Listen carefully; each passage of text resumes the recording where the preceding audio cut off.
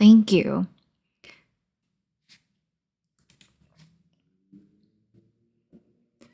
Now, as I was saying, which outfit do you like better? I don't know. That's why I'm asking you. I think this one looks really nice, but depending on what you're going to wear, I don't want to be overdressed. Alright, I'll go change.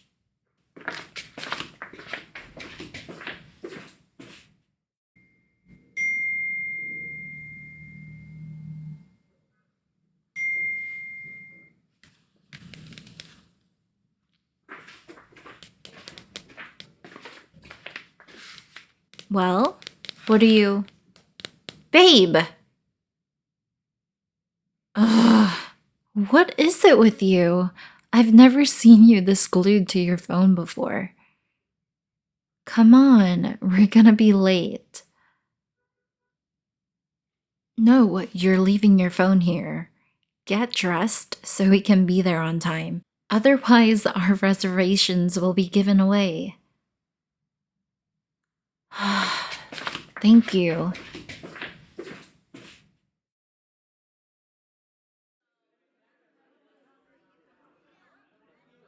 Thanks again for reserving this table for me, hun. I know it's a little more expensive than we're used to, so I appreciate the gesture. Hun? Hello? Were you paying attention to me at all? I said thank you for taking me here. I appreciate that even though it's expensive, you took a little of your personal paycheck to make me happy. What were you even staring at? The wall can't be that interesting. Be honest with me. What's going on right now? No, don't try to deny it. You've had your nose on your phone all day. Which, whatever. It's the weekend and you have every right to relax in any way you want. But you were so sucked into that you didn't even bother to put it down while we were getting ready for our date. And now that we're actually here, you keep staring off into space and ignoring me. It's honestly making me worried. I mean, I don't want to sound like an old boomer, but what's so important about your phone that you can't have a conversation with me? Hun, I don't like being upset with you. I really hate to get mad. But I am right now.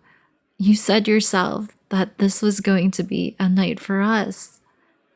Yet you're barely paying attention to me. Please. I want to understand. What's going on? Wait, you were reading the news all day? What was the story about? Uh-huh. Really? That's awful. Hold on, you said you did that this morning, but what about the rest of the day? Surely it didn't take you 12 hours to go through one article. So comments, forums, and social media, huh? What kinds? Hey, calm down, babe. It's okay. Breathe.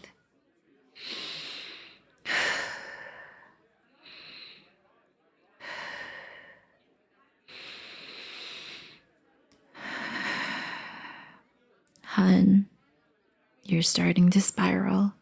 What you're doing today, it's not okay. I'm not talking about that.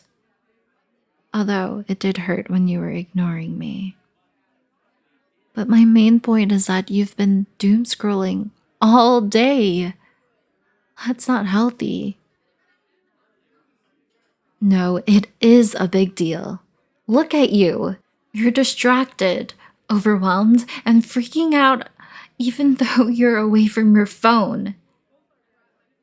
Babe, that's what they want. News outlets love posting rage bait because it gets them more clicks. The internet is flooded with that stuff. People are more likely to share and comment on something that makes them angry or scared than something that makes them happy. It all plays off our natural negative bias. I know what happened is bad. I'm not saying that it isn't.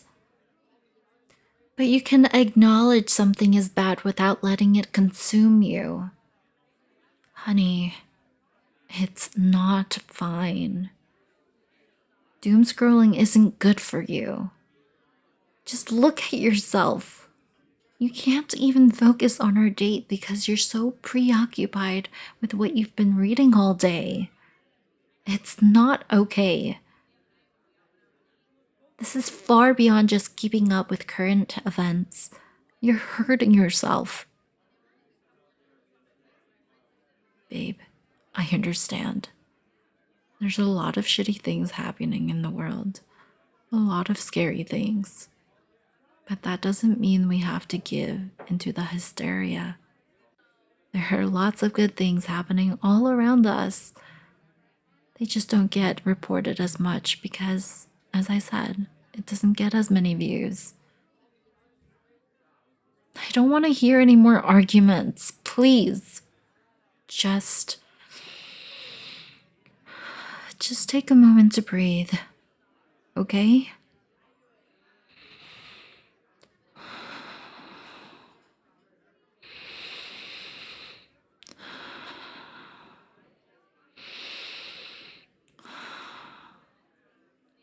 How are you feeling? At least you're not caught up in the spiral anymore. Now, can I say my piece? What you were doing today wasn't healthy. You were doom scrolling. And I'm worried because that's digital self-harm. Yes, it is. When you look at negative things online that make you feel bad, but you keep reading anyways, you're harming yourself. Sure, it may not be physical pain, but it's still pain. And just like physical self-harm, it can feel like a solution. Sometimes reading about these negative things give us a sense of control, but I promise you, it does more harm than good. The internet is full of pits of negativity like the one you were just in. And if you're not careful, you can get trapped very easily. All it takes is one news story that makes you angry or one video that terrifies you, and you're in. Besides, you did more than just read the news. You went to the comments, you went to social media. You even went to a forum called... Actually, what was it called again? That name is raising all sorts of red flags. Let me look it up.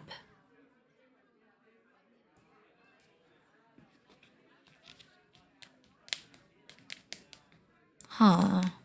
What the? No wonder you were panicking so much, babe. This place is bad for you. Hun, just by reading the post titles I can tell how bad this place is. We're all doomed. Our children have no future. The world is practically ending.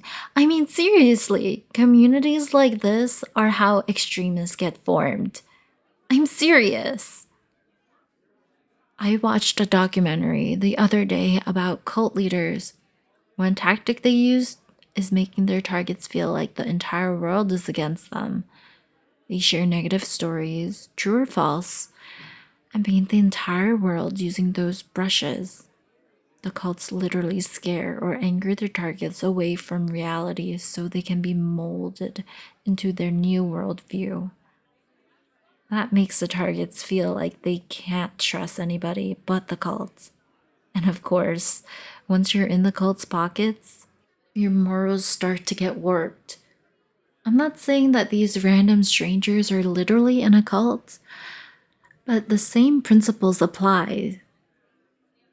Even if accidentally they're indoctrinating people, please never go on this forum again. It scares me. Babe, if the communities you associate with only talk about doom and gloom and nothing else, they're wrong. Full stop. Of course, I'm not saying you can't feel negative emotions. When news like that pops up, you should have a negative reaction. But at the same time, you can't let your feelings control you. You can't use that negativity as an excuse to keep scrolling when you know you already feel awful. Despite how it may seem, there are good things happening all around us. Sure, they might not make it on the news, but they still happen. And if you keep giving into this doomsday mindset, you won't be able to see them. I'm worried, honey. I'm worried about you. I'm worried about the kinds of sites you're visiting and how they're affecting you mentally. Hey, shh, please don't cry. I'm not mad at you. I know it can be easy to get stuck in the negativity. Come here. Let me give you a hug. I love you, babe. I know you never would have acted like you did if you were in your right mind. Hey, I'm still here. We're a team, remember? I'm not giving up on you that easily. Now then, I think it'd be good to stay away from your phone for a while. Spend some time in the real world. Well, you still have a dinner date to get through. Maybe on the way home we can take a walk, get some fresh air. Oh, and I know a fantastic documentary about puppies we can watch when we get home. I think that sounds great too. You need some time to come back to reality.